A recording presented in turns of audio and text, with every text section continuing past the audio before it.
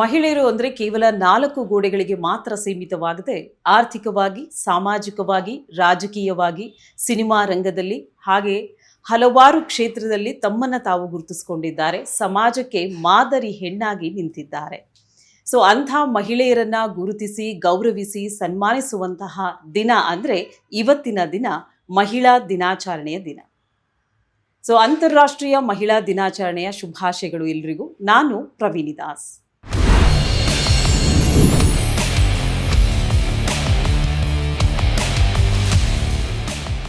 ವೀಕ್ಷಕರೇ, ಇವತ್ತಿನ ಕಾರ್ಯಕ್ರಮದ ಮುಖಾಂತರವಾಗಿ ಅಂತಾರಾಷ್ಟ್ರೀಯ ಮಹಿಳಾ ದಿನಾಚರಣೆಯ ಪ್ರಯುಕ್ತವಾಗಿ ಒಬ್ಬ ಮಹಿಳಾ ಸಾಧಕಿಯನ್ನ ನಾನು ನಿಮಗೆ ಪರಿಚಯಿಸ್ತಾ ಇದ್ದೀನಿ.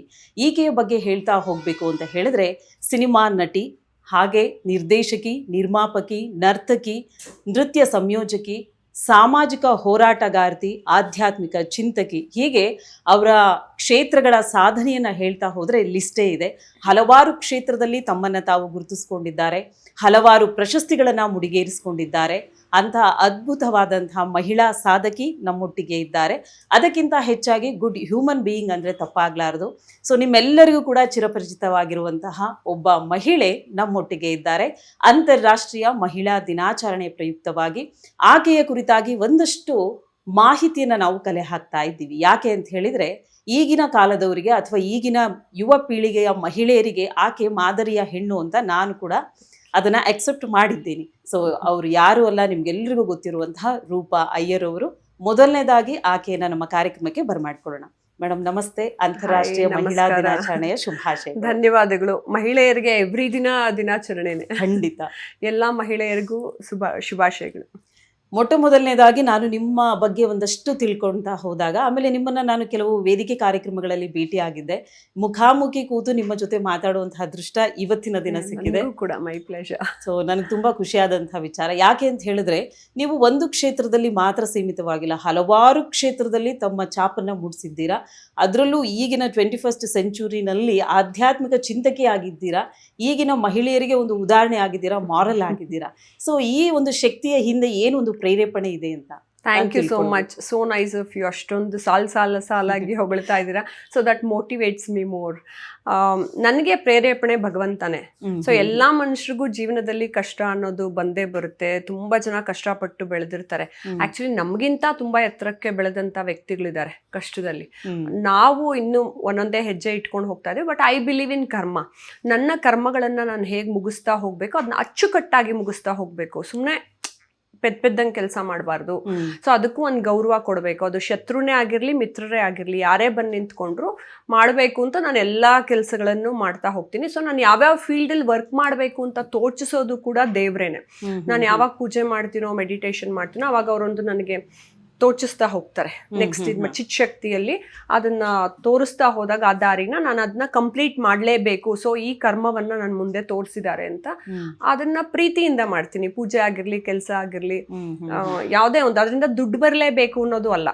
ನಾನು ತುಂಬಾ ಬಡತನದಲ್ಲಿದ್ದಾಗಲೂ ಕೂಡ ನಾನು ಅನೇಕ ಸ್ಪೆಷಲ್ ಮಕ್ಕಳುಗಳಿಗೆ ಡ್ಯಾನ್ಸ್ ಟ್ರೈನಿಂಗ್ ಕೊಡ್ತಾ ಇದ್ದೆ.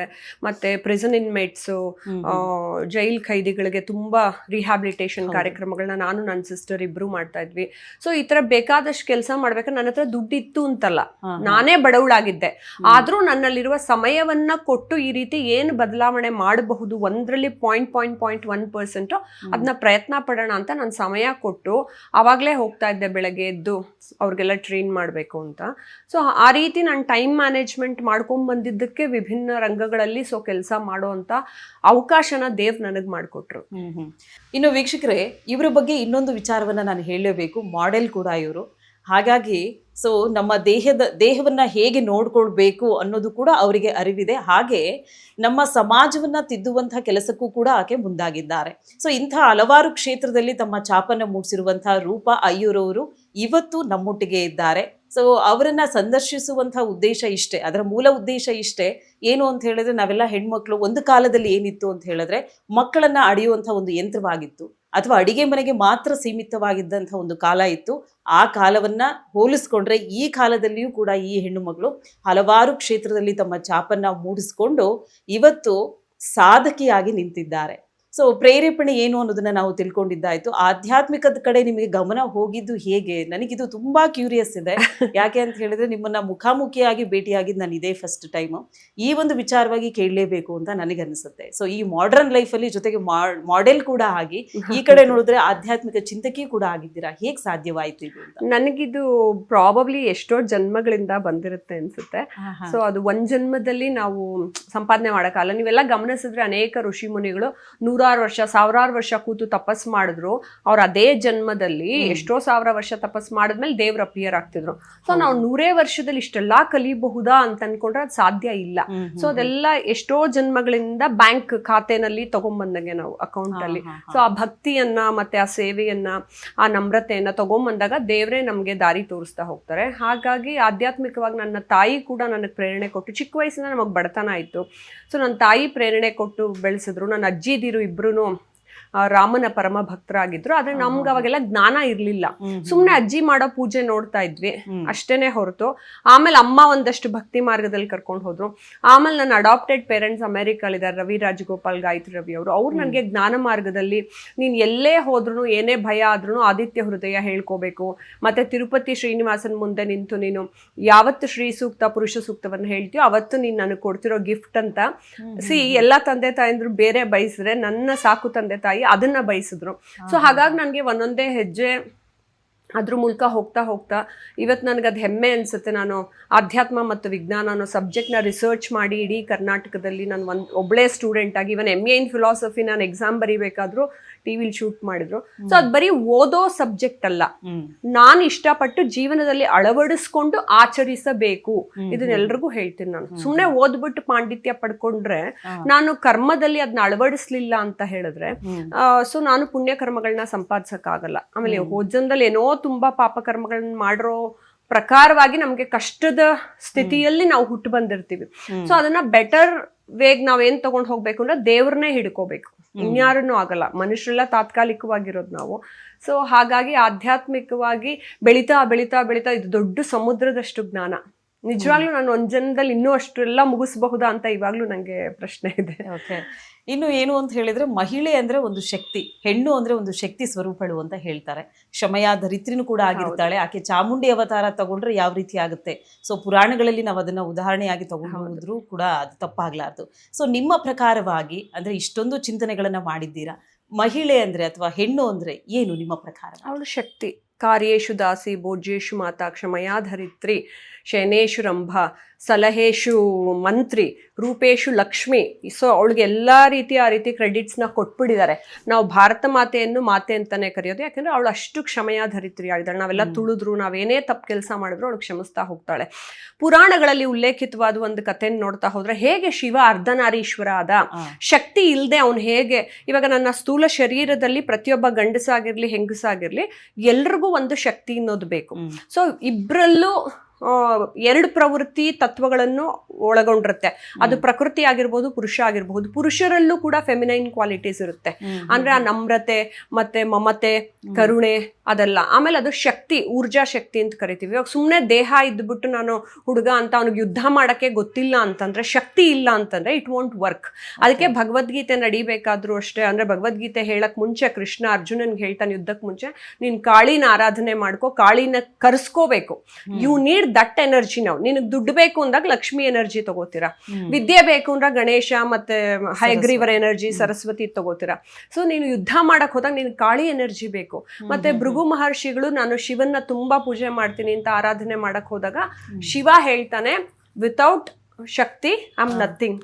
ಅವಳಿಲ್ದೆ ನಾನೇನು ಅಲ್ಲ ಅಂತಂದಾಗ, ಇಲ್ಲ ನಾನು ನಿನ್ನನ್ನು ತುಂಬಾ ಪ್ರೀತಿಸ್ತೀನಿ, ನಿನಗೆ ಮಾತ್ರ ಪೂಜೆ ಮಾಡೋದು ಅಂದಾಗ ಅದಕ್ಕೆ ನಾವೆಲ್ರಿಗೂ ಹೇಳ್ತೀವಿ ಕುಟುಂಬ ಸಮೇತರಾಗಿ ಪೂಜೆ ಮಾಡಬೇಕು. ಇವಾಗ ನಾನು ನಿಮ್ಮನ್ನ ಇಷ್ಟಪಡ್ತೀನಿ, ನಿಮ್ಮ ಮಕ್ಕಳನ್ನ ಇಷ್ಟಪಡಲ್ಲ, ನಿಮ್ಮ ತಂದೆನ ಇಷ್ಟಪಡಲ್ಲ ಅಂದ್ರೆ ಆ ಥರ ವರ್ಕ್ ಆಗಲ್ಲ. ಸೊ ಶಿವನ್ನ ಪೂಜೆ ಮಾಡಕ್ ಹೋದಾಗ ಶಕ್ತಿ ಇಲ್ಲದೆ ನಾನೇನು ಅಲ್ಲ ಅಂತ ಶಿವ ತೋರಿಸೋದಕ್ಕೇನೆ ಅರ್ಧನಾರೀಶ್ವರನ ಸ್ವರೂಪದಲ್ಲಿ ಒಂದು ಅವತಾರವನ್ನ ತೋರಿಸ್ಕೊಟ್ರು. ಅಂದ್ರೆ ಅವ್ರಿಗೆ ದರ್ಶನವನ್ನ ಕೊಟ್ರು ಆಗ ಆ ಸ್ವರೂಪದಲ್ಲಿ. ಸೊ ಅರ್ಧನಾರೀಶ್ವರ ಪ್ರತಿಯೊಬ್ಬರಲ್ಲೂ ನಾವೆಲ್ಲ ಅರ್ಧನಾರೀಶ್ವರನೇ. ನಮ್ಮಲ್ಲಿ ಶಿವಾನೂ ಇದ್ದಾಳೆ, ಶಕ್ತಿನೂ ಇದ್ದಾರೆ. ಸೊ ನಾರಾಯಣನೂ ಇದ್ದಾನೆ, ಲಕ್ಷ್ಮಿನೂ ಇದ್ದಾಳೆ. ಸೊ ಅದೆರಡೂ ಇರಬೇಕು. ಸೊ ನಾವು ಜಗತ್ತಿನ ಮಾಯೆಯಲ್ಲೂ ಇದೀವಿ, ಬಟ್ ಸ್ಥೂಲ ಶರೀರದಲ್ಲೂ ಇದೀವಿ. ಸೊ ಆ ಎರಡೂ ವರ್ಕ್ ಆಗ್ತಾನೆ ಇರುತ್ತೆ. ಸೊ ನಮ್ಮ ಶರೀರದಲ್ಲೂ ಸೂಕ್ಷ್ಮ ಶರೀರ, ಸ್ಥೂಲ ಶರೀರ, ಕಾರಣ ಶರೀರ ಇದೆ. ಹಾಗಾಗಿ ಎಲ್ಲಾ ಮನುಷ್ಯರಲ್ಲೂ ಶಕ್ತಿ ಅನ್ನೋದು ಬೇಕೇ ಬೇಕು. ಸೊ ಮಹಿಳೆ ಇಲ್ದೆ ನಾನು ಇರ್ತೀನಿ ಅಂತ ಅವ್ರು ಏನ್ ಮಾಡ್ತಾರೆ, ದೇಹವನ್ನ ಐಡೆಂಟಿಫೈ ಮಾಡಿ ನೀನ್ ಮಹಿಳೆ ನೀನ್ ಪುರುಷ ಅಂತಾರ. ಅದಲ್ಲ, ಇದನ್ನ ಮೀರಿ ಸ್ವಲ್ಪ ಮೇಲ್ಗಡೆ ಹೈಯರ್ ಲೆವೆಲ್ ಅಲ್ಲಿ ಯೋಚನೆ ಮಾಡ್ಬೇಕು ಮನುಷ್ಯ. ಸೊ ನನ್ನ ಮೀರಿದ ಒಂದು ಶಕ್ತಿ ಇದೆ, ಆ ಶಕ್ತಿಯಲ್ಲಿ ಪ್ರಕೃತಿ ಮತ್ತೆ ಪುರುಷ ಇಬ್ರು ಇದ್ದಾರೆ, ಎರಡೂ ತತ್ವಗಳು ನನ್ನಲ್ಲಿ ಬೇಕು. ಸೊ ಹಾಗಾಗಿ ಮಹಿಳಾ ಶಕ್ತಿ ಬೇಕೇ ಬೇಕಾಗತ್ತೆ ಎಲ್ರಿಗೂ. ಇನ್ನು ರೂಪಾ ಮೇಡಮ್ ಮನೆ ಒಳಗಡೆ ಬಂದ ತಕ್ಷಣ ನನಗೆ ಒಂದು ಫೀಲ್ ಆಯ್ತು, ಏನು ಅಂತ ಹೇಳಿದ್ರೆ ದೇವಸ್ಥಾನಕ್ಕೆ ಎಂಟ್ರಿ ಕೊಟ್ಟೆ ಅನ್ನೋಂಥ ಫೀಲ್ ಆಗತ್ತೆ. ಯಾಕಂತ ಹೇಳಿದ್ರೆ ಅವರು ಮನೆ ಹಾಲ್ ಫುಲ್ಲು ದೇವತೆಗಳಿಗೆ ಅಂತಾನೆ ಮೀಸಲಿಟ್ಟಿದ್ದಾರೆ. ಸೊ ಈಗ ಏನು ಅಂತ ಹೇಳಿದ್ರೆ 21st ಸೆಂಚುರಿನಲ್ಲಿ ನಾವಿದ್ದೀವಿ. ಸೊ ನೀವು ನಿಜವಾಗ್ಲೂ ಈಗಿನ ಹೆಣ್ಮಕ್ಳಿಗೆ ಮಾದರಿ ಅಂತ ಹೇಳಿದ್ರೆ ತಪ್ಪಾಗ್ಲಾರ್ದು. ಸೊ ಹೇಗೆ ಆಯ್ತು ಇದೆಲ್ಲ? ಇದಕ್ಕೆಲ್ಲ ನೀವು ಟೈಮ್ ಹೇಗೆ ಕೊಡ್ತೀರಾ? ಸೊ ಹಲವಾರು ಕ್ಷೇತ್ರದಲ್ಲಿದ್ದೀರಾ, ನಿಮ್ಗೆ ಒಂದು ನಿಮಿಷನಾದ್ರೂ ನಿಮಗೋಸ್ಕರ ನೀವು ಮೀಸಲು ಇಟ್ಕೊಂಡಿದ್ದೀರಾ ಹೇಗೆ ಅಂತ? ಆಕ್ಚುಲಿ ಕ್ಷೇತ್ರಗಳಲ್ಲಿ ಇರೋದೆಲ್ಲ ಏನ್ ಗೊತ್ತಾ, ಟೆಂಪ್ರರಿ. ಅದು ಈ ಜನ್ಮದಲ್ಲಿ ನನ್ನ ಕರ್ಮಾನುಸಾರವಾಗಿ ವರ್ಕ್ ಮಾಡ್ತೀನಿ, ಬಟ್ ಇವರೇ ನನ್ನ ಜೀವನದ ಪರ್ಮನೆಂಟ್ ಕಾಂಟ್ಯಾಕ್ಟ್ ಅಂಡ್ ನನ್ನ ಸಂಬಂಧ ಪರ್ಮನೆಂಟ್ ಆಗಿರೋದೇ ಪರಮಾತ್ಮನ ಜೊತೆ. ಸೊ ಇವರೆಲ್ಲ ಏನು ಅಂತ ಹೇಳಿದ್ರೆ, ನಾನು ಪ್ರೀತಿಯಿಂದ ಭಕ್ತಿಯಿಂದ ಮೊದಲಿಂದ ನಾನು ಹೋಮ ಹವನಗಳನ್ನ ಮಾಡ್ಬೇಕಾದ್ರೆ ತುಂಬಾ ಕೇಳ್ಕೊಳ್ತಾ ಇದ್ದೆ ದೇವ್ರನ್ನ, ನಿಮ್ಮನ್ನ ತಬ್ಗೊಳ್ಳೋ ಅಷ್ಟು ದೊಡ್ಡ ವಿಗ್ರಹಗಳಾಗಿ ನೀವು ನನಗೆ ಬೇಕು ಬೇಕು ಅಂತ ಅಷ್ಟು ಫೀಲ್ ಮಾಡ್ಬೆ ನಾನು ಪೂಜೆ ಮಾಡ್ಬೇಕಾರೆ. ಒಬ್ಬೊಬ್ಬರೇ ಬಂದ್ರು. ಇವಾಗ ಏನಂದ್ರೆ ಅವ್ರ ಮನೆ ಆಗೋಗಿದೆ, ಅವ್ರ ಮನೇಲಿ ನಾನ್ ಕೂತಿದ್ದೀನಿ ಅಷ್ಟೇ. ಅವ್ರೆಲ್ಲಿ ಆಸೆ ಪಟ್ಕೊಂಡಿರ್ತಾರೋ ಅಲ್ಲಿ ನಾನಿದ್ದೀನಿ ಅಂತದಷ್ಟೇ. ಸೊ ಆಮೇಲೆ ನನಗೆ ಆ ಯೋಗ್ಯತೆಯನ್ನ ಕೊಟ್ಟು ನನ್ನ ಹತ್ರ ಪೂಜೆ ಮಾಡಿಸ್ಕೋತಾರೆ. ಆಕ್ಚುಲಿ ನಾವು ಪೂಜೆ ಮಾಡಕ್ ಮುಂಚೆ ಒಂದ್ ಮಂತ್ರ ಹೇಳ್ತೀವಿ, ಮಮ ಜಪ ಪೂಜೆ ಅಗ್ನಿಕಾರ್ಯ ಯೋಗ್ಯತಾ ಸಿದ್ಧಿರಸ್ತು ಅಂತ. ಸೊ ಅದನ್ನ ಹೇಳಿ ಆಮೇಲೆ ಅವ್ರ ಮಂತ್ರಗಳನ್ನ ನನ್ನ ನಾಲ್ಗೆಯಲ್ಲಿ ಹೇಳ್ಬೇಕು ಅಂದ್ರೂ ನನ್ಗೊಂದು ಯೋಗ್ಯತೆ ಇರಬೇಕು. ಆ ಯೋಗ್ಯತೆ ದೇಹದಲ್ಲಾಗಿರ್ಲಿ, ಬುದ್ಧಿಲಾಗಿರ್ಲಿ, ಮನಸ್ಸಲ್ಲಾಗಿರ್ಲಿ ಎಲ್ಲಾ ಯೋಗ್ಯತೆಯನ್ನ ತಂದ್ಕೋಬೇಕು. ಸೊ ಅದಕ್ಕೆ ಐ ಆಮ್ ವೆರಿ ಲಕ್ಕಿ. ಅವರೆಲ್ಲರೂ ನನಗೆ ಆಶೀರ್ವಾದ ಮಾಡಿ ಒಂದು ಕೊಟ್ಟಿದ್ದಾರೆ. ಸೊ ನನ್ಗೆ ಬೇರೆ ಕ್ಷೇತ್ರಗಳಲ್ಲಿ ಕೆಲಸ ಮಾಡೋಕ್ಕೂ ಇವರೇ ಪ್ರೇರಣೆ ತಾನೆ. ನಾನು ಇಲ್ಲಿಂದ ಪೂಜೆ ಎಲ್ಲ ಮಾಡಿ ಇಲ್ಲಿಂದ ಹೊರಗೋದ ತಕ್ಷಣ ಬೇರೆ ಕಡೆ ಆ ಎನರ್ಜಿಯನ್ನ ಇನ್ವೆಸ್ಟ್ ಮಾಡಿ 100% ಕೆಲಸ ಮಾಡ್ತೀನಿ. ಓಕೆ ಮ್ಯಾಮ್, ಈಗ ನಿಮಗೋಸ್ಕರ ಅಂತ ನಿಮ್ಮ ಸಮಯ ಎಷ್ಟು ಅಂತ ನಿಮಗೋಸ್ಕರ ಮೀಸಲು ಇಟ್ಕೊಳ್ತೀರಾ, ಮತ್ತೆ ಆ ಟೈಮ್ನ ನೀವು ಹೇಗೆ ಯುಟಿಲೈಸ್ ಮಾಡ್ಕೊಳ್ತೀರಾ ಅಂತ? ಆಕ್ಚುಲಿ ನನಗೆ ಅಂತ ಸಮಯ ಇಟ್ಕೊಳ್ಳೋದೆ ನಾನು ಪೂಜೆ ಮಾಡೋದು, ಮತ್ತೆ ಓದೋದು, ಮತ್ತೆ ರಿಸರ್ಚ್ ಮಾಡೋದು. ಆಮೇಲೆ ನಾನು ನನಗೆ ಅಂತ ಸಮಯ ಅನ್ನೋದು ನಾನು ಖುಷಿ ಪಡೋದು ಏನ್ ಗೊತ್ತಾ, ತುಂಬಾ ಜನ ನಂಗೆ ಅಸ್ಟ್ರಾಲಜಿ ಕನ್ಸಲ್ಟ್ ಮಾಡಕ್ ಬಂದ್ರು ಅಥವಾ ಏನೋ ಒಂದು ಅಡ್ವೈಸ್ ತಗೊಳಕ್ ಬಂದ್ರು ತುಂಬಾ ಶ್ರೀಮಂತರಿಗೆ ನಾನು ಹೇಳಕ್ ಹೋಗಲ್ಲ. ತುಂಬಾ ಫೋನ್ ಕಾಲ್ಸ್ ಬರುತ್ತೆ ನಂಗೆ, ಯಾರೋ ಬಡವರು ಬೀದರಿಂದ, ಯಾರೋ ತುಮಕೂರಿಂದ, ಯಾರೋ ಇನ್ನೊಬ್ರಿಲಿಂದ ಮಾಡ್ತಾರಲ್ಲ ಮೇಡಮ್ ತುಂಬಾ ಕಷ್ಟ, ನಿಮ್ ಫೋನ್ ನಂಬರ್ ತಗೊಳಕ್ಕೆ ನಾವ್ ಎಷ್ಟು ಕಷ್ಟಪಟ್ವಿ ಅಂತಾರಲ್ಲ, ಅವ್ರದ್ದು ರಾತ್ರಿ 12 ಗಂಟೆ ಆದ್ರೂ ಜಾತಕ ನೋಡಿ ಅವ್ರಿಗೇನ್ ಸೊಲ್ಯೂಷನ್ ಹೇಳ್ಬೇಕು ಅನ್ನೋದನ್ನ ಹೇಳಿ. ಆಮೇಲೆ ನಾನು ಯಾವತ್ತೂ ₹1 ಯಾರಿಂದಾನು ತಗೊಳಲ್ಲ, ಬಿಕಾಸ್ ಮೈ ಕರ್ಮ ಮ್ಯಾಟರ್ಸ್. ಸೊ ನಮ್ಮ ಮನೆಗೆ ಯಾರೋ ಪೂಜೆ ಮಾಡಿಸ್ಕೊಳಕ್ ಬಂದ್ರು ನಾನು ₹1 ತಗೊಳಲ್ಲ. ಸೊ ಯಾಕೆ ಅಂದ್ರೆ ದೇವ್ರು ನನ್ನ ಟೆಸ್ಟ್ ಮಾಡಕ್ ಯಾರನ್ನೋ ಕಳ್ಸಿರ್ತಾನೆ, ಅವಾಗ ನಾನ್ ಸರಿಗಿರ್ಬೇಕು. ಆಮೇಲೆ ನನ್ನ ವಿದ್ಯೆಗೆ ನಾನು ಬೆಲೆ ಕೊಟ್ಟು ಹಿಂಗೆ ಕೊಡಿ ಇಷ್ಟು ದುಡ್ಡು ಕೊಡಿ ಅಂತ ತಗೊಳಕ್ ಆಗಲ್ಲ ನಾನು. ಸೊ ನನ್ನ ವಿದ್ಯೆ ಪರಮಾತ್ಮನ ವಿದ್ಯೆ, ಅದು ತುಂಬಾ ಹೈಯರ್ ಲೆವೆಲ್ ಇರೋದು. ಸೊ ನಾನು ಎಲ್ರಿಗೂ ಟೈಮ್ ಕೊಡೋದೆ, ಐ ಫೀಲ್ ಹ್ಯಾಪಿ, ಅದೇ ನನ್ನ ಟೈಮು. ಓನ್ಲಿ ಥಿಂಗ್ ನಾನು ವರ್ಕೌಟ್ ಮಾಡೋದಕ್ಕೆ ನಾನು ಟೈಮ್ ಕೊಟ್ಕೋತೀನಿ, ಬಿಕಾಸ್ ಆರೋಗ್ಯಕ್ಕೂ ಮತ್ತೆ ಎಲ್ಲದಕ್ಕೂ ನಾವು ಫಿಟ್ ಆಗಿರ್ಬೇಕು. ಯಾಕಂದ್ರೆ ಪರಮಾತ್ಮ ನಮ್ಮಲ್ಲಿ ನೆಲೆಸಿದಾನೆ ಅಂತ ಅನ್ನೋದಕ್ಕೆ. ಅದಕ್ಕೆ ಮತ್ತೆ ಪ್ರಾಣಾಯಾಮ, ಯೋಗ, ಮತ್ತೆ ಬೀಯಿಂಗ್ ಅ ಕ್ಲಾಸಿಕಲ್ ಡ್ಯಾನ್ಸರ್, ನನಗೆ ಡ್ಯಾನ್ಸ್ ತುಂಬಾ ಇಷ್ಟ. ಅದು ಸುಮ್ಮನೆ ಇದ್ರೆ ಮನೇಲಿ ಓದ್ತಾ ಕೂತ್ಕೋತೀನಿ, ಅದು. ಸೊ ಅದೇ ಮುಖ್ಯ. ಆಮೇಲೆ ಯಾರ್ದೋ ಇವಾಗ ಜೊತೆಗೆ ಸೇರ್ಕೊಂಡೆ ಅಂತ ಇಟ್ಕೊಳ್ಳಿ, ನಮ್ಮ ಮತ್ತೆ ಮನ್ಲಿ ಇಲ್ಲಿ ಎಲ್ಲ, ಅಲ್ಲೂ ಯಾವ್ದೋ ಉಪನಿಷತ್ ಹೇಳ್ತಾ ಇರ್ತೀನಿ, ಅಲ್ಲೂ ಯಾವ್ದೋ ಏನೋ ಒಂದು ಸಿಚುವೇಶನ್ ಬಂದ ತಕ್ಷಣ ನಾನು ಈ ಕಥೆಗಳನ್ನೇ ಜೋಡಿಸ್ಬಿಟ್ಟು ಹೇಳ್ತಾ ಇರ್ತೀನಿ, ಭಗವದ್ಗೀತೆದ ಉಪನಿಷತ್ತು. I feel happy. ಅದು ಎಲ್ಲ ಒಂದೊಂದು ಸಿಚುವೇಶನ್ ಅಲ್ಲೂ ನಮ್ಗೆ ಎಲ್ಲಾ ಕಡೆ ಅಧ್ಯಾತ್ಮವನ್ನೇ ತುಂಬಿಕೊಂಡಿರ್ಬೇಕು ಅಂತ. ಆಮೇಲೆ ಅದು ಬೋರ್ ಆಗಲ್ಲ. ತುಂಬಾ ಜನ ಏನ್ ಅನ್ಕೊಂಡ್ಬಿಡ್ತಾರೆ, ತುಂಬಾ ಬೋರ್ ಆಗುತ್ತೆ, ನಮ್ಗೆ ಯಾಕೆ ಬೇಕು, ಅಯ್ಯೋ ಬಿಡಿ ಎಂಜಾಯ್ ಮಾಡೋಣ, ಇವಾಗ ವಯಸ್ಸಾದ್ಮೇಲೆ ಓದ್ಕೊಳ್ಳೋಣ ಅನ್ಕೊಂತಾರೆ. ಆದ್ರೆ ನಿಮ್ಗೆ ವಯಸ್ಸಾಗೋ ಅಷ್ಟರಲ್ಲಿ ಅರ್ಧ ನೀವು ಕರ್ಮ ಏನ್ ಮಾಡಿದೀರಾ ಅನ್ನೋದೇ ನಿಮ್ಗೆ ರಿಯಲೈಸ್ ಆಗ್ತಿರಲ್ವಲ್ಲ. ನಿಮ್ಗೆ ಅವಕಾಶ ಕೊಟ್ಟಿರೋದು ಅರ್ಧ ಜೀವನ ಪ್ರೈಮ್ ಟೈಮ್ ಅಲ್ಲಿ ನಿಮ್ ಜೀವನದಲ್ಲಿ ಕಳ್ಕೊಂಡ್ಬಿಟ್ಟಿರ್ತೀರಲ್ಲ, ಆ ಟೈಮನ್ನು ಉಪಯೋಗಿಸ್ಕೊಂಡ್ ಬಂದ್ರೆ, ಅದನ್ನೇ ನಾ ಹೇಳೋದು ತಂದೆ ತಾಯಿ ಮಕ್ಕಳಿಗೆ. ಯಾಕಂದ್ರೆ ಇವತ್ತು ಮಹಿಳೆಯಂದ್ರ ದಿನಾಚರಣೆ, ತಾಯಿಯಂದ್ರು ಎಸ್ಪೆಷಲಿ, ಅಥವಾ ತಾಯಿ ಅಂದ್ರೆ ಅವಳು ತನ್ನ ಕುಟುಂಬಕ್ಕೆ ಮಾತ್ರ ತಾಯಿ ಅಲ್ಲ. ನಾನು 20 ವರ್ಷದಿಂದ ನಾನು ಟ್ರಸ್ಟ್ ರನ್ ಮಾಡ್ತಿದ್ದೀನಿ. ನಾನು 120ಕ್ಕೂ ಹೆಚ್ಚು ಜನ ಮಕ್ಕಳಂದ್ರೆ ಅವ್ರು ನನ್ನ ಮಕ್ಕಳೇ, ಅಂದ್ರೆ ನನ್ನ ಮಕ್ಕಳೇ ಅವ್ರು, ಹೌದು. ಆದ್ರೆ ನನ್ನ ಸಮಾಜಕ್ಕೆ ಒಬ್ಬ ಮಹಿಳೆ ತಾಯಿ ಆದಾಗ, ತಾಯಿ ಸ್ಥಾನದಲ್ಲಿ ನಿಂತು ಅವಳು ಏನೇನೇನೇನ್ ಮಾಡ್ಬೇಕು ಅದೆಲ್ಲ ಮಾಡ್ತಾ ಹೋಗ್ಬೇಕು. ಇವಾಗ ನಾವು ಸ್ಪೆಷಲ್ ಮಕ್ಕಳನ್ನ ಪ್ರತಿ ವರ್ಷ ನಾನು ಈ ಸಮ್ಮರ್ ಕ್ಯಾಂಪಲ್ಲಿ ಪೇಂಟಿಂಗು ಅದು ಇದು ಅಂತ ಬರೀ ಅದಕ್ಕೆ ಮಾತ್ರ ಕಳ್ಸಲ್ಲ. ನಾನು ಅವ್ರ ಮಂತ್ರ ಕಲ್ತ್ಕೋಬೇಕು, ತಣ್ಣೀರ್ ಸ್ನಾನ ಮಾಡಬೇಕು, ಅವ್ರ ತಟ್ಟೆ ಅವರೇ ತೊಳೆದಿರ್ಬೇಕು, ಇರ್ರೆಸ್ಪೆಕ್ಟಿವ್ ಆಫ್ ಕ್ಯಾಸ್ಟಿಸಮ್. ಇಲ್ಲಿ ಕ್ಯಾಸ್ಟು, ಜಾತಿ ಅನ್ನೋದೆಲ್ಲ ಏನೂ ಬರಲ್ಲ, ಇದೆಲ್ಲ ಕಲ್ತ್ಕೊಳ್ಳೋದಕ್ಕೆ. ಇದು ಇನ್ನೊಂದು ತಪ್ಪೇನಂದ್ರೆ ಸಮಾಜದಲ್ಲಿ ಈ ಕ್ಯಾಸ್ಟ್ ಅವರೇ ಮಾಡ್ಬೇಕು, ಎಲ್ರಿಗೂ ಕರ್ಮ ಕೌಂಟ್ ಆಗುತ್ತೆ. ನೀವ್ ಯಾಕೆ ಆ ರೀತಿ ಅಂದ್ಕೊಂಡು ನಮ್ಮ ಜೀವನನ ನಾವೇ ಹಾಳು ಮಾಡ್ಕೋಬಾರ್ದು. ಎಲ್ರಿಗೂ ಇದು ಅನ್ವಯಿಸುತ್ತೆ. ಸೂರ್ಯ ಹೆಂಗ್ ಎಲ್ರಿಗೋಸ್ಕರ ಬೆಳಗ್ತಿದಾನೋ ಎಲ್ಲಾ ಗ್ರಹಗಳು ಎಲ್ರಿಗೋಸ್ಕರ ಇದೆಯೋ ನಾವೆಲ್ಲರೂ ಫಾಲೋ ಮಾಡಬೇಕು ಕರ್ಮ ಥಿಯರಿನ. ವೀಕ್ಷಕರೇ, ಇವತ್ತಿನ ಕಾರ್ಯಕ್ರಮವನ್ನು ಮುಂದುವರಿಸ್ತೀವಿ. ಅದಕ್ಕಿಂತ ಮುಂಚಿತವಾಗಿ ಕಾರ್ಯಕ್ರಮದಲ್ಲಿ ಪುಟ್ಟದೊಂದು ವಿರಾಮ.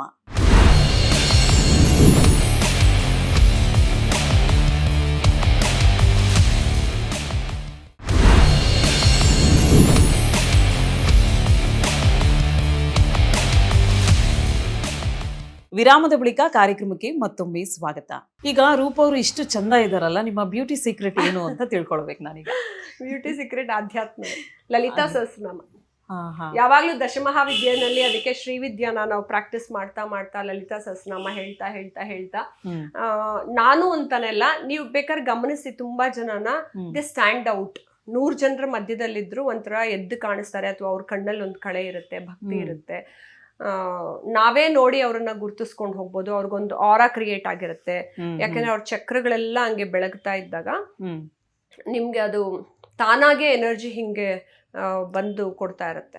ಸೊ ಅದೆಲ್ಲ ಭಕ್ತಿಯಿಂದಾನೇ ಆಗೋದು. ಭಕ್ತಿ ಮತ್ತೆ ಪೂಜೆ ಮತ್ತೆ ಧ್ಯಾನ ಮತ್ತೆ ಒಳ್ಳೆ ಚಿಂತನೆಗಳು ಇದ್ದಾಗ ನಿಮ್ಗೆ ಕ್ರೂರತೆ ಮುಖದಲ್ಲಿ ಕಾಣಲ್ಲ. ಕನ್ನಿಂಗ್ನೆಸ್, ಕೆಟ್ಟದ್ ಮಾಡ್ತಾರೆ, ಭಯ ಆಗತ್ತೆ ಅಂತ. ಆಕ್ಚುಲಿ ಇನ್ನ ಕ್ರೂರರು ನನ್ನ ಹತ್ರ ಬಂದ್ಬಿಟ್ಟು ನನಗ್ ಮೋಸ ಮಾಡ್ಬೋದು, ಆದ್ರೆ ನಾನು ಹೋಗ್ಬಿಟ್ಟು ಇನ್ನೊಬ್ರಿಗೆ ಕೆಟ್ಟದ್ ಮಾಡ್ತೀನಿ ಅನ್ನೋದು ನಾನು ಅನ್ಕೊಳಕ್ಕೆ ಸಾಧ್ಯ ಇಲ್ಲ. ಅದೆಲ್ಲ ಭಕ್ತಿಯಿಂದ ಅವಳೇ ಲಲಿತಾ ಪರಮೇಶ್ವರಿ. ನಾನು ಯಾವಾಗ ಪೂಜೆ ಮಾಡ್ಬೇಕಾದ್ರೆ ಅವಳು ಅಪಿಯರ್ ಆಗಿ ನನ್ನ ಕಣ್ಮುಂದೆ ಅವಳೇ ಹೇಳ್ತಾ ಹೋದಾಗ ಅವಳು ಇವರೊಂದು ಹಾಡು ಬರೆದಿದ್ರು, ನನ್ನ ಫೇವ್ರೆಟ್, ಚಿ ಉದಯಶಂಕರ್ ಅವರು. ಹಾಲ ಬೆಳಕಿನಲ್ಲಿ ಬಿಳಿಯ ಕಮಲದಲ್ಲಿ ಬಿಳಿಯ ವಸ್ತ್ರವನ್ನು ಧರಿಸಿ ಬಿಳಿಯ ಕುಸುಮಗಳ ಮಾಲೆ ಕೊರಳಲಿದೆ, ಬೆಳ್ಳಿ ವೀಣೆಯನ್ನು ನುಡಿಸಿ ನಿನ್ನ ಕಣ್ಗಳ ಬೆಳಕನ್ನು ನನ್ನ ಕಣ್ಗಳಲ್ಲಿ ತುಂಬಿದೆ ಅಂತ. ನಿಜವಾಗ್ಲೂ ಅದು ದೇವ್ರು ಬಂದು ಅವ್ರ ಕಣ್ಣಿನ ಕಾಂತಿನ ನಮಗ್ ತುಂಬಿಟ್ಟು ಹೋಗ್ತಾರೆ, ಎನರ್ಜಿನ, ನೀವು ಪೂಜೆ ಮಾಡ್ತಾ ಇದ್ದಾಗ. ಸೊ ಅದು ಅವರಿಂದನೇ ಬಂದಿರೋದು. ಅದು ಬಿಟ್ಟು ನನ್ನ ಫೀಚರ್ಸ್ ಎಲ್ಲ ನನ್ನ ತಾತನ ತರ. ಆದ್ರೂ ಕೆಲವ್ರಿಗೆ ಏನಾಗುತ್ತೆ, ಫೀಚರ್ಸ್ ಚೆನ್ನಾಗಿದ್ರು ಒಂದು ಎನರ್ಜಿ ಬೇಕು ಅಂದಾಗ ಆ ಎನರ್ಜಿ ಎಲ್ಲ ದೇವ್ರದ್ದು. ಹಂಗೆ ಹೇಳ್ಕೊಳ್ಳೋ ಅಷ್ಟು ನಾನೇನು ಬ್ಯೂಟಿಫುಲ್ ಅಂತಲ್ಲ. ನಾನೇ ಎಲ್ರಿಗೂ ಹೇಳ್ತಿರ್ತೀನಿ, ನಾನು ಬ್ಯೂಟಿಫುಲ್ ಅನ್ನೋದಲ್ಲ, ನನ್ಗಿರೋ ಒಂದು ಎನರ್ಜಿ ನಿಮ್ಗ ಹಾಗೆ ಅನ್ಸೋ ಹಾಗೆ ಮಾಡುತ್ತೆ. ದೈವಿಕ ಎನರ್ಜಿನ ಯಾರೇ ಇಟ್ಕೊಂಡಿರ್ಲಿ ಅವ್ರು ಚೆನ್ನಾಗೇ ಕಾಣಿಸ್ತಾ ಹೋಗ್ತಾರೆ. ನೀವು ನೋಡಿ, ಅವ್ರ ಮೇಲೆ ನಿಮ್ಗೆ ಕೆಟ್ಟ ಕೋಪ, ಕೆಟ್ಟದು ಅಂತ ಅನ್ಸೋದೇ ಇಲ್ಲ. ನಾವು ನೋಡುವಂತ ದೃಷ್ಟಿನೇ ಬೇರೆ ಆಗ್ಬಿಡುತ್ತೆ. ಹೌದು ಹೌದು. ಓಕೆ, ಈಗ ಎಲ್ರು ಕೇಳ್ತಿರೋದೇನು ಅಂತ ಹೇಳಿದ್ರೆ, ರೂಪ ಅವರು ಎಷ್ಟೊತ್ತಿಗೆ ಎದ್ದು ಹೇಳ್ತಾರೆ, ಅವ್ರ ಲೈಫ್ ಸ್ಟೈಲ್ ಏನು, ಫುಡ್ ಸ್ಟೈಲ್ ಏನು, ಸೊ ಅವ್ರು ಹೇಗಿರುತ್ತೆ, ಅವ್ರದ್ದು ದಿನಚರಿ ಹೇಗಿರುತ್ತೆ ಅಂತ ತಿಳ್ಕೊಳ್ಬೇಕು ಅನ್ನೋ ಕುತೂಹಲ ವೀಕ್ಷಕರಿಗೂ ಇದೆ, ನನಗೂ ಕೂಡ ಇದೆ. ದಯವಿಟ್ಟು ತಿಳಿಸಿ. Thank you. ನಾನು ಊಟಕ್ಕಷ್ಟು ಇಂಪಾರ್ಟೆನ್ಸ್ ಕೊಡಲ್ಲ. ನಮ್ಮ ಮನೇಲೆಲ್ಲ ಅಯ್ಯೋ ಯಾಕಾದ್ರೂ ದೇವ್ರ ಊಟ ಮಾಡೋದು, ತುಂಬಾ ಜನ ಊಟನ ಸವಿದ್ಕೊಂಡು ತಿಂತಾರೆ. ನಾನು ಅಷ್ಟೇ, ಏನ್ ಸಿಗತ್ತೋ ಅದನ್ನ ಆ ಟೈಮ್ಗೆ ಏನು ಸಿಗುತ್ತೋ ಅದನ್ನ ತುಂಬಾ ರುಚಿಸೋ ಹಾಗೆ ಸವಿದು ತಿಂತೀನಿ, ತುಂಬಾ ಇಷ್ಟಪಟ್ಕೊಂಡು. ಆದ್ರೆ ಅದೇ ಬೇಕು ಅಂತ ಆ ಹೋಟ್ಲಿಗೆ ಹುಡ್ಕೊಂಡೋಗು, ಇದೇ ಬೇಕು ಅಂತ ಈ ಹೋಟ್ಲು, ಹಾಗೆಲ್ಲ ಮಾಡಲ್ಲ. Time waste ಮಾಡ್ಕೊಳಲ್ಲ.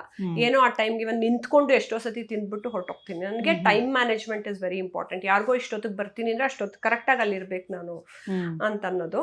ಸೊ ನನ್ನ ಡೈಲಿ ರೊಟೀನ್ ಇವಾಗ ನಾನು ಯಾವುದೋ 40 ಡೇಸ್ ಏನೋ ಸಾಧನೆ ಮಾಡಬೇಕು ಅಂತ ಫಿಕ್ಸ್ ಮಾಡ್ಕೊಂಡಾಗ ಬೆಳಗ್ಗೆ 3 ಗಂಟೆಗೆ ಹೇಳ್ತೀನಿ. ನಂದು ಹೋಮ ಪೂಜೆ ಅದೆಲ್ಲ ನಡೆಯುತ್ತೆ. 5:15 ಆದ್ಮೇಲೆ ತಿರ್ಗಾ ನಾನೊಂದು, ಅದೇನಂದ್ರೆ ಒಂದು ಪವರ್ ನ್ಯಾಪ್ ಅಂತ ಹೇಳಲ್ಲ, ಅದು ದೈವಿಕವಾದ ನಿದ್ರೆ. ಅಂದ್ರೆ ನಾನು ಪೂಜೆ ಮಾಡಿದ್ಮೇಲೂ I want to relax for 1 hour. ನಿದ್ರೆಯಲ್ಲಿ ಮೆಡಿಟೇಷನ್ ಅಂತ ಒಂದು ಕರಿತೀವಿ. ಅಂದ್ರೆ ಆಲ್ಫಾ ಥೀಟಾ ಗಾಮಾ ಬೀಟಾ ಆ ಲೆವೆಲಲ್ಲಿ, ಥೀಟಾ ಲೆವೆಲಲ್ಲೂ ಕೂಡ ನೀವು ಒಂದು ನಿದ್ರೆ ಮಾಡ್ತಾನು ಒಂದು ಧ್ಯಾನ ಇದಕ್ಕೆ ಹೋಗ್ತೀವಿ, ಧ್ಯಾನಾವಸ್ಥೆಗೆ. ಸೊ ಅದನ್ನ ಮಾಡ್ಕೋಬೇಕು ಅಂತ ನಾನು 5:15 ಇಂದ 6:30 ಅದನ್ನ ಮಾಡ್ಕೊಳ್ತೀನಿ. ಆಮೇಲೆ 40 ದಿನ ನಂದು ಒಂದು ಸಿದ್ಧಿ ಇದೆಲ್ಲ ಆದ್ಮೇಲೆ ನಾನು ಮತ್ತೆ ತಿರ್ಗಾ ಬ್ರೇಕ್ ತಗೋತೀನಿ. ಯಾಕಂದ್ರೆ ಟ್ರಾವೆಲ್ ಮಾಡ್ಬೇಕಾದ್ರೆ ಇದಕ್ಕೆಲ್ಲ ಬೇಕಾಗುತ್ತೆ ಅಂತ. ಅದು ಬಿಟ್ಟು ನನ್ಗೆ ಕಾಫಿ ಪ್ರಿಯ. ನಾನು ಎಲ್ಲಿ ಹೋಗಿ ನಂಗೆ ಕಾಫಿ ಬೇಕು, ಟೀ ಕಾಫಿ ಎಲ್ಲ ಚೆನ್ನಾಗಿ ಕುಡಿತೀನಿ. ಆದ್ರೆ ನಾ ಪಾರ್ಟಿಗೆಲ್ಲ ಹೋಗಲ್ಲ. ಅಂದ್ರೆ ತುಂಬಾ ಜನ ಪಾಪ ಕರೀತಾರ ನನ್ನ ಅಲ್ಲಿಗೆ get together, not about that pub and party ಅಂತಲ್ಲ, ಪಾಪ ಗೆಟ್ ಟುಗೆದರ್ ಕರೆದ್ರು ನಾನು ಹೋಗಕ್ಕೆ ಆಗಲ್ಲ. ಯಾಕೆಂದ್ರೆ ನಾನು ಎಷ್ಟು ಟೈಟ್ ಸ್ಕೆಡ್ಯೂಲ್ ಇಟ್ಕೊಂಡಿರ್ತೀನಿ. ನಂದು 3 ಟ್ರಸ್ಟ್ ರನ್ ಮಾಡ್ತಿದ್ದೀನಿ, ಕಂಪ್ನಿಗಳು, ಮತ್ತಿದು ಮತ್ತೆ ಫಿಲಮ್ದು ಮತ್ತೆ ಇದು ರಿಸರ್ಚ್ ಮಾಡೋದು. ಈ ಒಂದು ಜನ್ಮ ಸಾಲೋದೇ ಇಲ್ಲ ನನಗೆ, ಇನ್ನೂ ರಿಸರ್ಚ್ ಮಾಡ್ತಾ ಮಾಡ್ತಾ ಮಾಡ್ತಾ ಕಲಿತಾ ಹೋದಾಗ. ಸೊ ಆ ಟೈಮ್ನ ನಾನು ಅಟ್ಲೀಸ್ಟ್ ಬೇರೆ ಯಾರೋ ನನಗೆ ಫೋನ್ ಮಾಡಿರ್ತಾರಲ್ಲ ಅವ್ರಿಗೆ ನಾನು ಡೆಡಿಕೇಟೆಡ್ ಆಗಿ ಕೊಡಬೇಕು, ಅವ್ರಿಗೇನೋ ಒಂದು ಸೊಲ್ಯೂಷನ್ ಹೇಳಬೇಕು ಅಂತ. ಇವನ್ ಕಾರಲ್ಲಿ ಟ್ರಾವೆಲ್ ಮಾಡ್ಬೇಕಾದ್ರೂ ನಾನೊಂದು 10 ಫೋನ್ ಕಾಲ್ಸ್ ಬೇರೆ ಯಾರಿಗೋ ಮಾಡ್ಕೊಂಡೇ ಹೋಗ್ತಿರ್ತೀನಿ. ಸೊ ನಾನು ತುಂಬಾ ಔಟ್ ಗೋಯಿಂಗ್ ಅಂತ ಇಲ್ಲ. ಯಾವ್ದಾರ ಫಿಲ್ಮ್ ನೋಡ್ಲೇಬೇಕು ಅಂತಂದಾಗ ಅದನ್ನ ನೋಡ್ಕೊಂಡ್ ಬರ್ಬೇಕು ಅನ್ನೋ ಕಾರಣಕ್ಕೆ ಹೋಗಿ ನೋಡ್ಕೊಂಡ್ ಬಂದಿರ್ತೀನಿ. ಅದು ಬಿಟ್ಟು ಕೆಲ್ಸದಲ್ಲೇ ಬ್ಯುಸಿ ಇರ್ತೀನಿ ನಾನು. ಟೈಮ್ ಮ್ಯಾನೇಜ್ಮೆಂಟ್ ಅಂತಲ್ಲ, ಇವ್ರಿಗೆಲ್ಲ ಹಬ್ಬ ಬಂದಾಗ ಮಾತ್ರ ಎಲ್ಲೂ ಬಿಟ್ಟೋಗಲ್ಲ. Okay. ಯಾಕಂದ್ರೆ ಇವ್ರನ್ನೆಲ್ಲ ಅಲಂಕಾರ ಮಾಡಿ ಪ್ರೀತಿಯಿಂದ ನೋಡ್ಕೋಬೇಕು. ಆಮೇಲೆ ನೈವೇದ್ಯ ನಾನೇ ರೆಡಿ ಮಾಡ್ತೀನಿ ತುಂಬಾ ಸತಿ. ಇಲ್ಲ ನಮ್ಮಮ್ಮ ನವರಾತ್ರಿಗಳಲ್ಲಿ ಇದ್ರೆ ಅಮ್ಮ ರೆಡಿ ಮಾಡ್ಕೊಡ್ತಾರೆ. ಓಕೆ, ನಿಮ್ಗೆ ತುಂಬಾ ಇಷ್ಟ ಆಗುವಂತ ಅಂದ್ರೆ ನೀವು ತುಂಬಾ ಖುಷಿಯಾಗಿರುವಾಗ ಅಥವಾ ತುಂಬಾ ಸಂತೋಷವಾಗಿರುವಾಗ ಸೊ ರೂಪಾ ಅಯ್ಯರ್ ಏನ್ ಮಾಡ್ತಾರೆ? ನಾನು ದೇವ್ರ ಮುಂದೆ ಬಂದು ಡ್ಯಾನ್ಸು ಮಾಡ್ತೀನಿ. ಆಮೇಲೆ ದೇವ್ರಿಗೆ ಷೋಡಶೋಪಚಾರ ಮಾಡ್ಬೇಕಾದ್ರೆ ಹಾಡು ಹೇಳಬೇಕು, ಡ್ಯಾನ್ಸು ಮಾಡಬೇಕು, ಮತ್ತೆ ಎಲ್ಲಾ ರೀತಿ ಪೂಜೆನೂ ಅಭಿಷೇಕದಿಂದ ಮಾಡ್ಕೊಂಬಂದಾಗ ಮಂತ್ರದಲ್ಲಿ ಎಲ್ಲಾ ಮಾಡ್ಕೊಂಡು ಹೋಗ್ತೀವಿ. ಸೊ ಅದು ನನಗೆ ತುಂಬಾ ಖುಷಿ ಆದಾಗ ನಾನು ಬಂದು ಹಾಡು ಹೇಳ್ತೀನಿ, ಡ್ಯಾನ್ಸು ಮಾಡ್ತೀನಿ. ಮೊದಲು ವೀಣೆ ನುಡಿಸ್ತಿದ್ದೆ, ಪೂಜೆ ಆದ ತಕ್ಷಣ ನಾನು ದೇವ್ರಿಗೆ ವೀಣೆ ನುಡಿಸ್ಬೇಕು ಅಂತ. ಇಲ್ಲ ತುಂಬಾ ಖುಷಿ ಆದಾಗಲೂ ಬೇಜಾರು ಫಸ್ಟ್ ಕಾಫಿ ಕುಡಿತೀನಿ. ಆಮೇಲೆ ಸಂತೋಷವಾಗಿ ದೇವ್ರಿಗೆಲ್ಲ ಸುಗಂಧ ಪುಷ್ಪಗಳಿಂದ ಪೂಜೆ ಮಾಡ್ಬೇಕು ಅನ್ನೋದು ನನ್ಗೆ ಯಾವಾಗ್ಲೂ ಒಂಥರ ಖುಷಿ. ಆ ಕೆಲಸ ಮಾಡ್ತೀನಿ. ಖುಷಿ ಆದಾಗ್ಲೂ ನಾನು ಏನು ಹೊರಗಡೆ ಹೋಗಿ ಪಾರ್ಟಿ ಮಾಡ್ಬೇಕು ಅಂತ ಫಸ್ಟ್ ಮನೆಗೆ ಬಂದ್ಬಿಡ್ತೀನಿ. ಅದೇನೋ ನಂಗೆ ಮನೆಗೆ ಬರೋದು ಇಷ್ಟ. ಓಕೆ, ಈಗ ರೂಪಾ ಅಯ್ಯರ್ ಅವರು ಖುಷಿ ಆದಾಗ ಏನ್ ಮಾಡ್ತಾರೆ, ಸಂತೋಷ ಆದಾಗ ಏನ್ ಮಾಡ್ತಾರೆ ಅಂತ ತಿಳ್ಕೊಂಡಿದ್ದಾಯ್ತು. ಈಗ ನೀವು ಕೂಡ ಹಲವಾರು ಕ್ಷೇತ್ರದಲ್ಲಿ ಇದ್ದೀರಾ, ನೀವು ಸ್ಟ್ರಗಲ್ ಲೈಫ್ ನ ಅನುಭವಿಸಿರ್ತೀರಾ. ಆಮೇಲೆ ಕೆಲವೊಂದು ಹೇರಿಕೆಗಳಿರುತ್ತೆ. ಸೊ ಆ ರೀತಿಯಾದಂತದ್ದು ಟೆನ್ಷನ್, ಸ್ಟ್ರೆಸ್ ತುಂಬಾ ಇರುತ್ತೆ. ಸೊ ಅದನ್ನೆಲ್ಲ ನೀವು ಹೇಗೆ ಮ್ಯಾನೇಜ್ ಮಾಡ್ತೀರಾ? ಆ ಮ್ಯಾನೇಜಿಂಗ್ ಸ್ಕಿಲ್ ಹೇಗ್ ಬಂತು, ಹೇಗ್ ಸಾಧ್ಯವಾಗುತ್ತೆ? ನಾನು ಆಲ್ಮೋಸ್ಟ್ ಎವ್ರಿ ಡೇ ಅಳ್ತೀನಿ, ಬೇಜಾರು ಮಾಡ್ಕೊಳ್ಳಲ್ಲ. ಅಂದ್ರೆ ಅದು ತಾತ್ಕಾಲಿಕವಾದ ಸಿಚುವೇಶನ್ ಅಲ್ಲಿ ನಮ್ಮನ್ನ ಹಿಂಗ್ ಕಟ್ಟಾಕಿದಾಗ, ಕರ್ಮದ ಸಿಚುವೇಶನ್ ಅಲ್ಲಿ ಪ್ರಾರಬ್ಧ ಕರ್ಮ ಬಂದು ಅಟ್ ಎ ಟೈಮ್ 4 ಕಡೆ ನಿಂತ್ಕೊಳ್ಳುತ್ತೆ.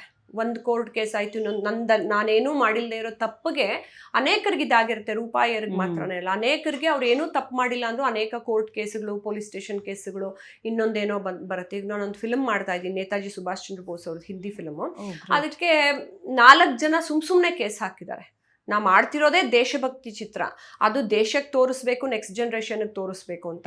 ಅದಕ್ಕೆ 4 ಜನ ಸುಮ್ನೆ ಬಂದು ಅವ್ರದ್ದು, ಯಾಕೆಂದ್ರೆ ಅವ್ರು ಹೇಗೆ ಸತ್ರು ಅನ್ನೋದೆಲ್ಲ ಗೊತ್ತಿಲ್ವಲ್ಲ, ಕಾನ್ಸ್ಪಿರಸಿ ಇರುತ್ತೆ ಅನ್ನೋದನ್ನ ನಾವೇನ್ ತೋರಿಸ್ಬಿಡ್ತೀವೋ ಅಂತ ಅದನ್ನ ಹೈಕೋರ್ಟಲ್ಲಿ ಹಾಕ್ತಾರೆ ಕೇಸು, ಡೆಲ್ಲಿಲೊಂದು, ಬಾಂಬೆಲೊಂದು ಅಂತೆಲ್ಲ. ಆದ್ರೆ ನಾನು ಇವಾಗ ತಿರ್ಗಿ ಎಸ್ಕೇಪ್ ಆಗಿ ಹೋಗಕ್ಕಾಗಲ್ಲ. ನಾನು ಇದನ್ನ ನಿಭಾಯಿಸ್ಲೇಬೇಕು. ನನ್ನ ಕರ್ಮದ ಮುಂದೆ ಬಂದು ನಿಂತಿರೋ ಅಂತ ಅನ್ಅವಾಯ್ಡಬಲ್ ಸಿಚುವೇಶನ್ಸ್. ಸೊ ಇದನ್ನ ನಾನ್ ಬೇಕು ಅಂತ ಮಾಡ್ಕೊಂಡಿರಲ್ಲ, ಆ ಸಿಚುವೇಶನ್ಸ್ ನಾವು ನಿಭಾಯಿಸ್ಬೇಕಾತ. ಆ ರೀತಿ ಫೈನಾನ್ಷಿಯಲ್ ಸ್ಟ್ರೆಸ್ಸು ಬಂದಾಗ್ಲೂ ನಾವು ಹತ್ತಿದ್ದುಂಟು, ಬೇಜಾರು ಮಾಡ್ಕೊಳ್ಳೋದುಂಟು, ಅದು ಎವ್ರಿ ಡೇ ನಡೀತಿರುತ್ತೆ. ಆದ್ರೆ ಅವಾಗ್ಲೂ ಪರಮಾತ್ಮನ್ನೇ ನಾನು ಸಲ್ಯೂಷನ್ ಕೇಳೋದು. ಆಯಾ ದೇವಿದು ದಶಮಹಾವಿದ್ಯಲ್ಲಿ ನಾನು ಪೂಜೆ ಮಾಡಿಕೊಂಡು ಆಯಾ ದೇವ್ರನ್ನೇ ನಾನು ಕೇಳ್ತಾ ಹೋಗ್ತೀನಿ, ನೀವು ಇದಕ್ಕೊಂದು ಸಲ್ಯೂಷನ್ ಕೊಡಬೇಕು. ನಾಳೆ ಎದ್ದು ನಾನು ಏನು ಮಾಡಬೇಕು, ನಾನು ಇವ್ರ ಹತ್ರ ಹೆಂಗೆ ಹ್ಯಾಂಡಲ್ ಮಾಡಬೇಕು, ಇದು ಹೆಂಗೆ ಹ್ಯಾಂಡಲ್ ಮಾಡಬೇಕು. ಸೊ ಅವರೇ ನನಗೆ ಒಂದು ದಾರಿ ತೋರಿಸ್ತಾ ಹೋಗ್ತಾರೆ, ಹಿಂಗೆ ಮಾಡು ಅಂತ. ಇವನ್ ಫೈನಾನ್ಷಿಯಲ್ ಸ್ಟ್ರೆಸ್ ಅಲ್ಲಿ ಇದ್ದಾಗಲೂ ವೆದರ್ ನಾನು ಬ್ಯಾಂಕ್ ಲೋನ್ ತಗೋಬೇಕಾ, ಇನ್ನೊಬ್ರ ಹತ್ರ ತಗೋಬೇಕಾ, ಅಥವಾ ನಾನು ಹೆಂಗೆ ನಿಭಾಯಿಸ್ಕೊಂಡು, ಲಕ್ಕಿಲಿ ನನಗೆ ದೇವರು 10 ಪ್ರಾಬ್ಲಮ್ ಕ್ರಿಯೇಟ್ ಮಾಡಿದ್ರೆ 10 ದಾರಿನ ಓಪನ್ ಅಪ್ ಮಾಡ್ತಾರೆ. ಓಕೆ, ಈ ರೀತಿ ಕಷ್ಟಕರವಾದಂತಹ ಸಿಚುಯೇಷನ್ ಬಂದಾಗ ನಿಮ್ಗೆ ಯಾವತ್ತಾದ್ರೂ ಅನ್ಸಿದ್ಯಾ ಬೇಡ ಇದನ್ನೆಲ್ಲ ಬಿಟ್ಬಿಡೋಣ ಅಂತ ಅನ್ಸಿದ್ದುಂಟಾ ಒಂದು ಕ್ಷಣಕ್ಕಾದ್ರೂ? ಇಲ್ಲ, ನಮ್ಮಮ್ಮ ಈಗ್ಲೂ ಬೈತಾರೆ, ನಿಂಗೆ ಯಾಕೆ ಬೇಕಿತ್ತಿದ್ದು, ನೆನ್ನೆ ರಾತ್ರಿನೂ ಬೈಕೊಂಡು ಹೋದ್ರು, ನಿನ್ ಯಾರು ಮಾಡು ಅಂದಿದ್ದು, ನಿನ್ಗೆ ಯಾಕೆ ಬೇಕಿತ್ತಿದ್ದು. ನಾನು ಅಂದೆ, ಪಾಪ ನೀರಾರಿಯ ಲೈಫ್ ನೋಡು, ಅವಳಿಗೆಲ್ಲ ಬ್ರೆಸ್ಟ್ ಕಟ್ ಮಾಡಿ ಸಮುದ್ರಕ್ಕೆ ಬಿಸಾಕಿ ಅವಳು ದೇಶಕ್ಕೆ ಅಷ್ಟೆಲ್ಲ ನೊಂದ್ಕೊಂಡು ಮಾಡಿದ್ಲು. ನೇತಾಜಿ ಸ್ಥಿತಿನೇ ನೋಡು, ಅವ್ರು ಅಷ್ಟೆಲ್ಲ ದೇಶಕ್ಕೆ ಮಾಡಿದ್ರು, ಅವ್ರನ್ನ ಕಾಣೆಯಾಗಿ ಸತ್ತೋಗೋ ಹಾಗೆ ಮಾಡಿದ್ರು. ಇಷ್ಟೆಲ್ಲ ಮಾಡಿದವ್ರಿಗೆ ನಾವೆಲ್ಲ ತುಂಬಾ ಸಾಮಾನ್ಯ ವ್ಯಕ್ತಿಗಳು. ಅಷ್ಟೆಲ್ಲ ಮಾಡಿದವ್ರ ಮುಂದೆ ನಿಮ್ಮ ಮನೇಲೇ ಬೆಚ್ಚು ಕೂತ್ಕೊಂಡು ಟಿವಿ ನೋಡ್ಕೊಂಡು, ಟಿವಿ ಸೀರಿಯಲ್ ನೋಡ್ಕೊಂಡು, ಬ್ಯೂಟಿ ಪಾರ್ಲರ್ಗೆ ಹೋಗ್ಕೊಂಡು ಸುಮ್ಮನೆ ನಾನು ಹಿಂಗಿರೋಣ ಅಂದ್ರೆ ಆ ಥರ ಎಲ್ಲ ಸಾಮಾನ್ಯ ಮನುಷ್ಯರಲ್ಲಿ ನೀವು ಒಬ್ರಾಗ್ತೀರಾ. ಹೌದು, 84 ಲಕ್ಷ ಡಿಫ್ರೆಂಟ್ ಜೀವರಾಶಿಗಳನ್ನ ಪರಮಾತ್ಮ ಸೃಷ್ಟಿ ಮಾಡಿದ್ದಾನೆ. ಅವ್ರಿಗೂ ನಮಗೂ ಏನ್ ವ್ಯತ್ಯಾಸ? ನೀವು ಹುಟ್ಟಿ ಎನರ್ಜಿ ಇದೆ. ನನಗೆ ಯಾವುದೇ ರೀತಿ ವೈಫಲ್ಯತೆಯನ್ನ ಕೊಟ್ಟಿಲ್ಲ ಅಂದಾಗ, ನನ್ನಲ್ಲಿ ಎನರ್ಜಿ ಇದ್ದಾಗ ನಾನು ಹೆಂಗ್ ಮನೇಲಿ ಸುಮ್ಮನೆ ಕೂತ್ರಕ್ ಸಾಧ್ಯ ಆಗುತ್ತೆ? ಆಮೇಲೆ ನಿಮ್ ಕಣ್ಮುಂದೆನೆ ಅಧರ್ಮ ನಡೀತಿದ್ದಾಗ, ಹಿಂಗೆಲ್ಲ ಇದ್ದಾಗ ನಾವೇನ್ ಎಲ್ಲಾ ಸರಿ ಮಾಡ್ಬಿಡ್ತೀವಿ ಅಂತಲ್ಲ. ಆದ್ರೂ ದೇವ್ರು ನಿನ್ನ ಲೆವೆಲ್ಗೆ ನಿನ್ನ ಮುಂದೆ ಒಂದೊಂದು ಸಿಚುವೇಶನ್ಸ್ನ ತಂದಿಡ್ತಾನೆ. ಅದನ್ನಾದ್ರೂ ನಾ ಹ್ಯಾಂಡಲ್ ಮಾಡ್ಕೋಬೇಕಲ್ವಾ? ಅದನ್ನೂ ಮಾಡಲ್ಲ, ನಾನು ಸೋಂಬೇರಿ ಆಗಿರ್ತೀನಿ ಅಂದ್ರೆ ತಿರ್ಗಾ ಮುಂದಿನ ಜನ್ಮ ಸುತ್ತಾಕೊಂಡು ಬರುತ್ತೆ. ಸೊ ಬೇಜಾರಾದಾಗ ನನಗೆ ದುಃಖ ಪಟ್ಕೊಂಡಿದ್ದುಂಟು, ಎಲ್ಲ ಮಾಡಿದ್ದುಂಟು. ಆದ್ರೆ ಆ ಸ್ಥಿತಿಯಲ್ಲಿ ಪರಮಾತ್ಮ ನೆಕ್ಸ್ಟ್ ಅದೇ ಲಲಿತಾ ಪರಮೇಶ್ವರಿ ಮಾಡೋ ಕೆಲಸ, ನಿನ್ನ ಪಾತಾಳಕ್ಕೆ ನೂಕ್ಬಿಟ್ಟು ಆ ಸ್ಥಿತಿಲಿ ನೀನು ಯಾವ ರೀತಿ ಬಿಹೇವ್ ಮಾಡ್ತೀಯಾ ಅನ್ನೋದೇ ನಿನ್ನ ಟೆಸ್ಟಿಂಗ್ ಟೈಮು. ಪಾತಾಳಕ್ಕೆ ನೂಕೋದಲ್ಲ ನಿನ್ನ ಟೆಸ್ಟಿಂಗ್ ಟೈಮು. ಆ ಪಾತಾಳಕ್ಕೆ ನೂಕದ ಮೇಲೆ ನೀನು ಹೆಂಗ್ ಬಿಹೇವ್ ಮಾಡ್ತೀಯಾ ಅನ್ನೋದು ನಿನ್ನ ಟೆಸ್ಟಿಂಗ್ ಟೈಮ್. ರಕ್ತ ಬೀಜಾಸುರ ಬಂದಿರಬಹುದು, ಇವನ್ ಭಸ್ಮಾಸುರ ಬಂದಿರಬಹುದು, ಎಲ್ಲ ಬಂದಾಗ್ಲೂ ನೋಡಿ, ನೀವು ಅವಾಗಲೇ ಹೇಳ್ತಾ ಇದ್ದಾಗ ಎಲ್ಲ ಮೇಲ್ ಸ್ವರೂಪಗಳು ಫಿಮೇಲ್ ಸ್ವರೂಪಕ್ಕೆ ಬರಬೇಕು ಅಂತ ಕಾಳಿಯಾಗೇ ಹೋಗಿ ಅವಳು ಸಂಹಾರ ಮಾಡಿದ್ಲು, ಪುರುಷನ ರೂಪದಲ್ಲ. ಯಾಕೆ ಮಹಿಳೆ ಶಕ್ತಿ ಇಂಪಾರ್ಟೆಂಟ್ ಅನ್ನೋದಕ್ಕೆ ಅವಳು ಮಹಿಳಾ ರೂಪದಲ್ಲೇ ಹೋಗಿ ಕಾಳಿಯಾಗಿ ಹೋಗಿ ಎಲ್ಲರನ್ನು ಸಂಹಾರ ಮಾಡ್ಕೊಂಡ್ ಬಂದ್ಲು. ಸೊ ಆ ರೀತಿ ಆ ಕಾಳಿ ಎನರ್ಜಿ ನಿಮ್ಗೆ ಬೇಕು. ಈ ಕಲಿಯುಗದಲ್ಲಿ ನೀವು ಯುದ್ಧ ಮಾಡಬೇಕು ಅಂತಂದಾಗ್ಲೂ ನಿಮ್ಗೆ ಕಾಳಿ ಎನರ್ಜಿ ಬೇಕು. ಬಟ್ ನನಗೆ ಆ ಪರಿಸ್ಥಿತಿಗಳು ಬಂದಿದ್ದುಂಟು, ಅಟ್ಟಿದ್ದುಂಟು, ಬೇಜಾರು ಮಾಡ್ಕೊ, ಆದ್ರೆ ಒಂದು ದಿನಾನು ನನ್ನ ಕೆಲ್ಸದಿಂದ ಎಸ್ಕೇಪ್ ಆಗ್ಬೇಕು ಅಂತ ನನ್ಗೆ ಅನ್ಸಿಲ್ಲ. ಇನ್ನು ರೂಪ ಅವರು ಇಷ್ಟೆಲ್ಲಾ ಕ್ಷೇತ್ರದಲ್ಲಿ ತಮ್ಮ ಚಾಪನ್ನ ಮೂಡಿಸಿದ್ದಾರೆ, ರಾಜಕೀಯಕ್ಕೆ ಎಂಟ್ರಿ ಕೊಡ್ಬೇಕು ಅಂತ ಅನ್ಸಿದ್ದುಂಟಾ? ನನ್ಗೆ 2 ಸತಿ MLA ಟಿಕೆಟ್ ಕೊಡಬೇಕಿತ್ತಲ್ಲ. ಓಕೆ, ಅಂದ್ರೆ ಈಗ ನಿಮಗೆ ನೇಮ್ ಫೇಮ್ ಇರುವಂತವ್ರು, ಸೊ ಅಧಿಕಾರವನ್ನು ಜೊತೆಯಲ್ಲಿ ತಗೊಂಡ್ರೆ ಸಮಾಜಕ್ಕೆ ಇನ್ನೂ ಹೆಚ್ಚಿನದಾಗಿ ಏನಾದ್ರೂ ವರ್ಕ್ ಮಾಡ್ಬೋದು ಅಂತ ಕೆಲವ್ರು ಹೇಳ್ತಾರೆ. ಹಣ ಮತ್ತೆ ಅಧಿಕಾರ ಎರಡೂ ಇದ್ರೆ ಜನಸೇವೆಗೆ ಈಸಿ ಆಗುತ್ತೆ ಅಂತ ನಿಮ್ಮ ಪ್ರಕಾರವಾಗಿ ಈಗ ಅನ್ಸುತ್ತೆ? ಅದು ಖಂಡಿತ. ಯಾಕಂದ್ರೆ ಕೆಲವು ಪಾಲಿಸಿ ಇಂಪ್ಲಿಮೆಂಟೇಷನ್ ಮಾಡಬೇಕು, ಮತ್ತೆ ನಾವೆಲ್ಲ ಬದಲಾಯಿಸ್ತೀವಿ ಅಂತಲ್ಲ, ನಾವಾಗ್ಲೇ ಹೇಳ್ದಂಗೆ ಏನೋ ಕಿಂಚಿತ್ ಬದಲಾವಣೆನ ಮಾಡಿ ಹೋಗ್ಬೇಕು ಅನ್ಬೇಕಾದ್ರೂ ಮನುಷ್ಯ ಅದಕ್ಕೂ ಒಂದು ಸಮಯವನ್ನ ಕೊಡಬೇಕು. ರಾಜಕೀಯ ಅನ್ನೋದು ಕೆಟ್ಟ ಕ್ಷೇತ್ರ ಅಲ್ಲ. ರಾಜಕೀಯದಲ್ಲಿ ಇರುವಂತಹ ಕೆಲವು ವ್ಯಕ್ತಿಗಳು ಕೆಟ್ಟವರಾಗಿರ್ಬಹುದೇ ಹೊರತು ಕ್ಷೇತ್ರ ಕೆಟ್ಟದಲ್ಲ. ಇವಾಗ ಫಿಲಂ ಇಂಡಸ್ಟ್ರಿನೂ ಕೆಟ್ಟದು ಅಂತಾರೆ, ಒಳ್ಳೆಯವರು ಕೆಟ್ಟವರು ಎಲ್ಲರೂ ಇರ್ತಾರೆ. ನಾವು ಹೆಂಗ್ ಅದನ್ನ ಮಾಡ್ಕೊಳ್ತೀವಿ ಅಂತ ಅನ್ನೋದು ನಮ್ಮ ಮೇಲೆ ಬಿಟ್ಟಿರೋದು. ಸೊ ರಾಜಕೀಯ ಖಂಡಿತ ನಾನು 2 ಸತಿ ನನಗೆ ಟಿಕೆಟ್ ಕೊಡಬೇಕಿತ್ತು. ಬೇರೆ ತುಂಬಾ ಪಕ್ಷಗಳಿಂದನೂ ಕರೆದಿದ್ರು. ಈಗ ನಾನು ಬಿಜೆಪಿಲಿ ಕಲೆ ಮತ್ತು ಸಾಂಸ್ಕೃತಿಕ ಪ್ರಕೋಷ್ಠಕ್ಕೆ ರಾಜ್ಯ ಸಂಚಾಲಕಿಯಾಗಿ ಕಾರ್ಯನಿರ್ವಹಿಸ್ತಾ ಇದ್ದೀನಿ. ಖಂಡಿತ ಇದೆಲ್ಲ ಯಾಕೆ ಬೇಕು ಅಂದ್ರೆ, ಒಬ್ಬ ಮಹಿಳೆಗೆ, ಎಸ್ಪೆಷಲಿ ಎಜುಕೇಟೆಡ್ ಮಹಿಳೆಗೆ, ಯಾಕೆ ಅಂದ್ರೆ ನಾವು ಏನಾರ ಒಂದು ಕಿಂಚಿತ್ ಬದಲಾವಣೆಗಳನ್ನ ತಗೊಂಡ್ಬಂದಾಗ ಅದು ಲಾರ್ಜ್ ಲೆವೆಲ್ ಅಲ್ಲಿ ಒಂದು ಇಂಪ್ಲಿಮೆಂಟ್ ಆಗುತ್ತೆ. ಈಗ ರೂಪಾ ಅಯ್ಯರ್ ಆಗಿ ನಾನು ಸ್ವತಃ ಒಬ್ಳೆ ಮಾಡ್ತಿದ್ದೀನಿ ಅಂದ್ರೆ ಆಯ್ತು, ನಾನು 1000 ಜನಕ್ಕೆ ಹೆಲ್ಪ್ ಮಾಡ್ಬೋದು, 2000 ಜನಕ್ಕೆ ಹೆಲ್ಪ್ ಮಾಡ್ಬೋದು ಸಾಯೋದ್ರೊಳಗೆ ಅಂತ ಹಿಂಗೆ. ಬಟ್ ಆ ಲೆವೆಲ್ಗೆ ಹೋಗಿ ಕೂತಾಗ ಅನೇಕ ಬದಲಾವಣೆಗಳನ್ನ ಕಾಣ್ಬೋದು. ಇನ್ನೊಂದು, ಯಾರೋ ಕೆಟ್ಟದ್ ಮಾಡ್ತಾ ಇರೋದನ್ನ ನಾವು ವಾಯ್ಸ್ ರೈಸ್ ಮಾಡಿ ತಡೀಬಹುದು. ಮತ್ತೆ ನಮ್ಮ ಜನಸಾಮಾನ್ಯರ ವಾಯ್ಸ್ ಆಗಿ ನಾವು ನಿಂತು ದೇಶದಲ್ಲಿ ಅವ್ರಿಗೆ ಏನೇನ್ ಬೇಕು ಯೋಜನೆಗಳು ಅನ್ನೋದನ್ನ ಹೇಳಬಹುದು. ನಾನೇನು ಕೊಡದೆ ಹೋದ್ರು ನನ್ನ ವಾಯ್ಸ್ ಅಲ್ಲಿ ನಾನು ರೈಸ್ ಮಾಡ್ಬೋದಲ್ಲ. ಸೊ ಆ ಎಲ್ಲಾ ಪರಿಸ್ಥಿತಿಗಳಿಗೆ ನನ್ನ second half of my life definitely I want to be there ಅಂತಾನೆ ನಾನು ಇವಾಗ ಫಿಕ್ಸ್ ಮಾಡ್ಕೊಂಡು, ನಾನ್ ಫಿಕ್ಸ್ ಅಂತಲ್ಲ, ಈಗೇನ್ ಹೇಳ, ಇವ್ರೆಲ್ರೂ ಪ್ರೇರಣೆ. ನೀನೆಲ್ಲಿ ಹೋಗ್ಬೇಕು, ನೀನ್ ಮಾಡ್ಬೇಕು ಅಂತ ಅನ್ನೋದೆಲ್ಲ ದೇವ್ರ ಪ್ರೇರಣೆ, ನಮ್ದು ಯಾವ್ದು ಅಲ್ಲ. ಓಕೆ ಮ್ಯಾಮ್, ಏನು ಅಂತ ಹೇಳಿದ್ರೆ ನಿಮ್ ಜೊತೆ ಮಾತಾಡ್ತಾ ಇದ್ರೆ ಸಮಯ ಹೋಗೋದು ಗೊತ್ತಾಗಲ್ಲ.